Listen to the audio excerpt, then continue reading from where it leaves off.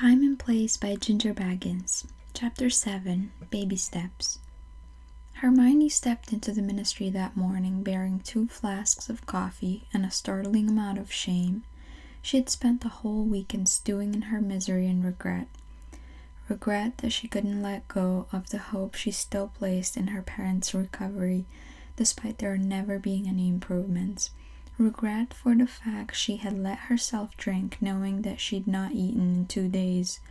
Regret for speaking to Malfoy with enough viciousness to make him doubt himself. And regret for spending the following day crying in bed as though it would bring about any resolve.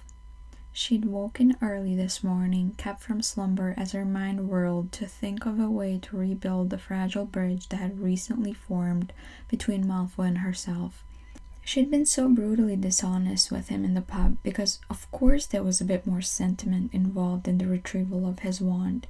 The truth was that she'd come to rather enjoy his presence. She enjoyed how often he favored her office over his, and she enjoyed sharing the clock-checking duties, or listening to him scribble his findings into one of his various leather-bound notebooks, all of which donned a beautiful carved DM on the cover. She'd noticed it with a feeling akin to jealousy, and so she had to make it up to him somehow. She considered it a gift would be too grand or perhaps not grand enough. He'd been raised in unfathomable wealth after all. She doubted anything she picked up could impress him. She then thought about an offer of peace. Perhaps she could sign him off for a few days of paid leave. Since he'd taken to match her hours, she knew how little he had left over for socializing. He'd always been popular at school. She imagined there was a line of Slytherins waiting on his calendar, and she could give that to him. Except that wouldn't work at all. If she offered him time off, he'd think she was trying to get rid of him. In the end, she settled on the one thing she was sure he would appreciate, even if she botched it as badly as she feared she would. Draco Malfoy liked words. He liked apologies. He liked genuine admissions of remorse. Cersei knows he'd spent the better part of 6 years trying to impose them on her. Hermione did not like apologies. To her, they were almost meaningless. Words were reserved to academia. It was a person's actions that counted. But today's words had to matter. Today, she had to go in there and lay her cards out on the table. To go and do the very thing she'd been trying to avoid for years. And she had to mean it. He was already in the office by the time she got there, sleeves rolled to show his remarkably well-shaped forearms, and his hair already curling out of whatever charm he trapped it in, as he stood over the steam of the cauldron. He didn't look up as she walked in, though she noticed how instantly the color of his neck changed from white to pink. She quickly hoped that it was not out of rage, and took a deep, steadying breath. "I brought coffee from home. It's always better," she said, stepping into the room and placing one of the flasks on the desk. "It won't go cold. I charmed it." He looked up at her, then, raising an eyebrow in that very Malfoy way, and she noticed the slight discoloration under his eyes. Had he been up all weekend stewing as well? He reached over the flask and brought it to his mouth to sip. She watched, entranced. "How did you come to learn how I take my coffee?" he asked, eyes dancing over her shuffling form. "I happen to be friends with a couple of your old colleagues. They may have mentioned it." He put the flask down and pressed his hands flat on the table to lean forward. She tried desperately not to notice quite how good it made him look. She failed. It was an undeniable fact that he was attractive. Everyone agreed. It didn't mean anything. "Talk about my coffee order a lot, do they?" he asked, smug. She rolled her eyes, though his teasing certainly eased her tension, for he'd not be smirking at her like that if he was truly upset. He'd be snarling. "I might have asked." "Why might have you done that?" Oh, smug was certainly the word. "Because I needed an icebreaker," she admitted, and he straightened up immediately. The door was open, and she would not be a coward. She sucked in a slow breath, squared her shoulders, and gave it her best shot. I am sorry, Malfoy. I should not have spoken to you like that. The truth was that I had a miserable day and I'd been drinking on an empty stomach. Not that it's any excuse to take it out on you. She was floundering this, but he didn't mock her. He just waited with a curious expression. I asked Kingsley for your wand to be returned because I want you to have it. You deserve a wand that works, and I asked because we are friends. Or at least I think we could be. I think I'd quite like to be. Gods, where was she going with this? And thank you for stepping in with that guy. He was a bother. I should have told you that I appreciated you looking out for me. It was kind. Malfoy was a man usually made of entirely sharp edges, but when she looked up from her shoes and caught his expression, she noticed that every single one of them had softened. Lastly, I am sorry that I made you feel uncomfortable about your position here. She looked him in the eye for this bit. It was the most important part. You were not my first choice, that much is true, but I do not doubt that you are the right choice. I know that things between us have never been smooth, but you are a remarkable potioneer. Your theories and proposed combinations are promising. I'm thrilled to be working together. If there's anything I can do to assure you of that, tell me, I'll do it. Her hands were clasped tightly around her coffee flask to hide their trembling from Malfoy's watchful eyes. He studied her for much longer than she was hoping for, his lips pressing into a firm line. She thought about clearing her throat and leaving him to it. The whole point of a sincere apology was that there was no expectation of forgiveness, wasn't it?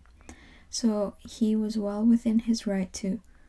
What happened? He asked, voice soft and low. To have caused such a bad day? She had not expected him to ask that question. It was not often that people in her life didn't already know. The most she got was silent and sympathetic glances or vague questions, so as not to provoke her into an entire meltdown. She was grateful for his unguarded curiosity, but today was not the day to pull it out of her mental box. It's a long story for another day, she said, trying to smile. One where I'm not trying to apologize. He nodded, taking another step towards her. The closer he got, the easier breathing became. His looming presence worked well at blocking out the rest of the world around her, and she did not feel the need to analyze it any further than the fact that she wanted him to be there. She took a small step towards him until they were close enough to make contact, should only one of them reach out, but neither did. Thank you for the coffee, he said, and she let out an unexpected laugh. Your little contraption out there is quite confusing. I've been hoping you'd take pity on me. You could always just ask, she said, hands resting on her hips. He smiled at the movement, and she could almost hear the word floating around in his head. SWOT. Where would be fun in that? Teasing Malfoy had returned, and she was glad for it. You are quite positively unhinged, she sighed, turning back towards the door that led to her room. Do you want this open or closed? He hesitated, watching her like she was something he needed to figure out. Open. She nodded and strode towards the door, her mind already focusing on the daily tasks ahead of her, when she heard his low voice call out again. I think I'd like that too, he said in the smallest of voices. To be friends. She stopped and looked over her shoulders to find him staring at her still, a tiny smile tugging on the corners of his mouth. She nodded quickly and stepped out of the view, grasping hold of the time turner and dropping into her chair. She dedicated the remainder of her morning to the object, learning all she could about the contraption, trying to convince herself that it was the only puzzle she was trying to solve. She walked through the trees, disillusioned and searching for a sign that they were camped nearby. She was exhausted. It was well over 24 since she'd first arrived here, and she'd barely stopped to rest. She knew they were here, she just wasn't sure where. They'd not kept a log of their whereabouts for good reason, and she certainly couldn't remember their exact location after all this time. She wasn't even sure what exactly she was looking for, only that it was something, and it was important. She was about to give up and spin herself back into her own time when she finally heard from them. Heard her. "Ron!" She heard her call out and dove behind the base of the next tree she could find, peering around to see a younger version of herself chasing a tall redhead through the trees. "Ron, wait!" "Hermione, will you come off it for a fucking minute?" She winced, remembering the bite in those words. "I just need a second without the two of you whispering in the corner. You think I don't know that you are talking about me?" "Wait, what?" Younger her screeched. "Is that what you think we are doing? It's not a private conversation, Ronald. You could just get involved and get in the way of your hand-holding? I don't think so." "Hand-holding? Have you gone completely mad?" "Used to be me, didn't it? And now it's him. Maybe Skeeter had the point about you too. I should have listened." "Ronald!" Oh, how long it had been since she'd had to use that specific tone. "Maybe I'm just an idiot, Hermione, because all this time I thought it was you and me. All these years I thought there was something here, but you were just trying to worm your way to him." "Ronald!" "And I felt for it, didn't I? Stupid, useless sidekick to the chosen one and the brightest witch of her. Take it off." "No." "Take it off. You've had it on all night. It's feeding you lies." Hermione watched the younger versions of them engaged in a silent standoff, and there was a little bit of her that wished she could run out there and tell them that it would pass. They would find each other again, though not in the way they thought they would. But it would be better, so much better than it was right now. She watched Ron unhook the locket from around his neck and hand it out to her younger self. She saw the tension leave his shoulders the second he was free of it. His eyes soon filled with tears, and his head dropped low. Young Hermione pulled the locket over her neck, her hands twitching as it settled against her skin. Her body instantly taut. She shivered at the memory of it, the way it would whisper to them, the lies it would tell, the rage, the ever-present, slowly building rage, like a teapot on the boil. It would begin quietly and end screaming. "I'm sorry," Ron sobbed. "I didn't mean it. I'm so sorry." "I know." Young Hermione pulled him into an embrace. He'd always had to duck down for his height to reach her. He still did. "It's okay, Ron. You know how I feel about you." Ron nodded, his head ducking even lower as he brought his lips to hers. Her younger self settled into the kiss. The tension that had coiled around her released its grip ever so slightly, just for a moment. She watched them stand there together, holding on to each other for dear life, and she felt her heart break a little bit all over again. In another life, it would have been them. They would have faced the world hand in hand. They would have enjoyed countless Christmases in a home they bought together. They'd have bickered over which pets to adopt, and they have attended Quidditch World Cups supporting opposing colors. They would have married and had a bunch of children with wild red hair that couldn't be brushed. They would have found little moments, like they always had, to keep making each other laugh. In another life, but not this one. In this one they had drifted, so caught up in the grief of the war and everything that lay in its aftermath, that they could not reconcile the current versions of themselves with the version they had fallen in love with. Though it had been painful and miserable, and one of the hardest things she had ever done, the breakup had ultimately been the right decision for both of them. She had not exchanged the relationship she had with Ron now for anything in the world.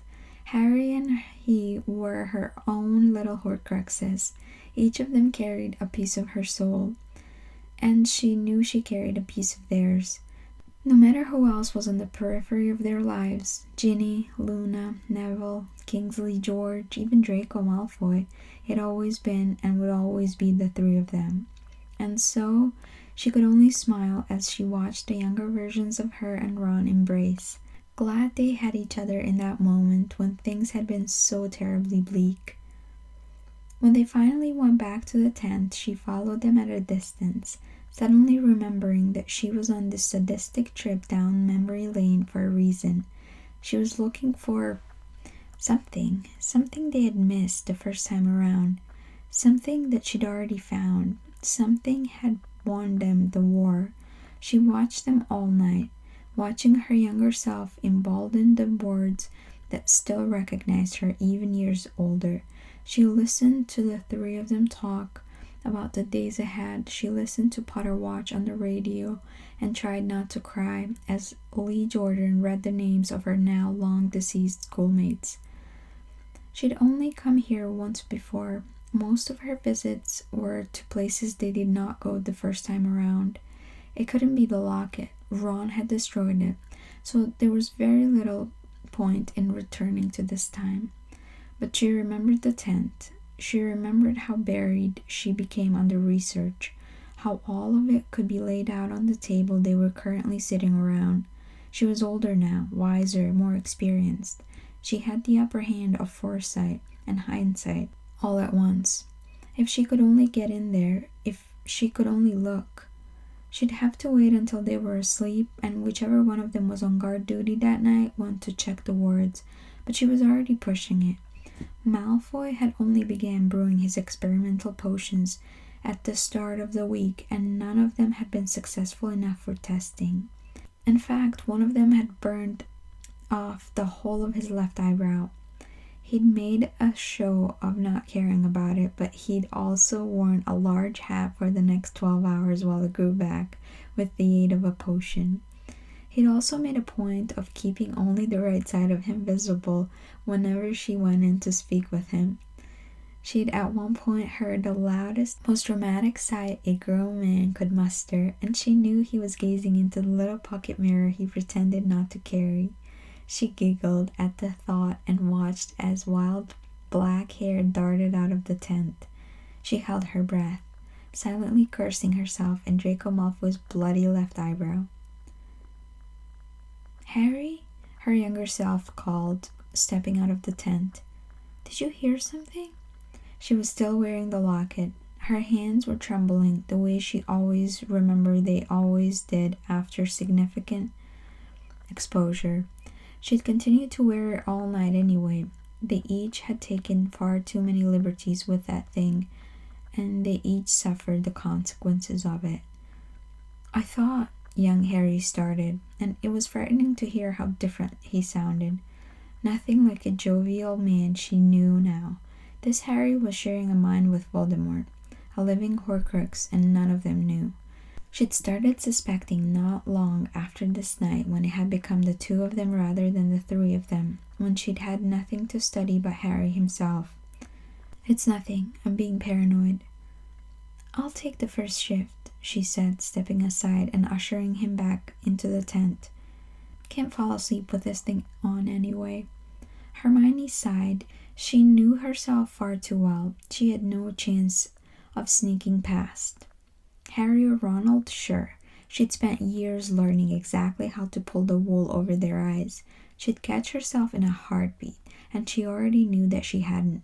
She pushed herself from her little spot on the hill above the tent and pulled out the time turner, twisting it just so and watching as the world around her shifted. She closed her eyes to it to dull the nausea the time-jumping operation caused, something she'd only recently managed to get to work without splinching herself.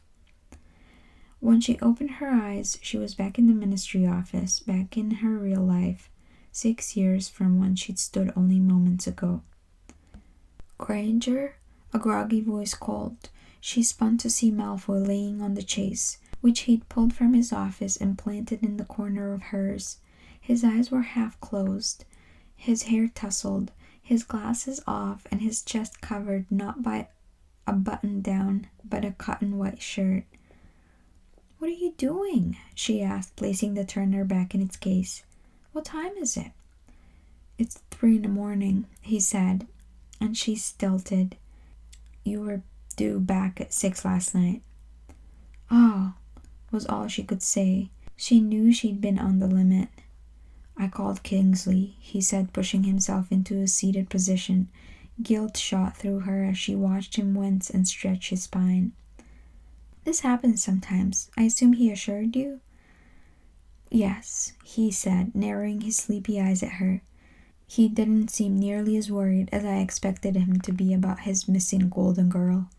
She hated that fucking name.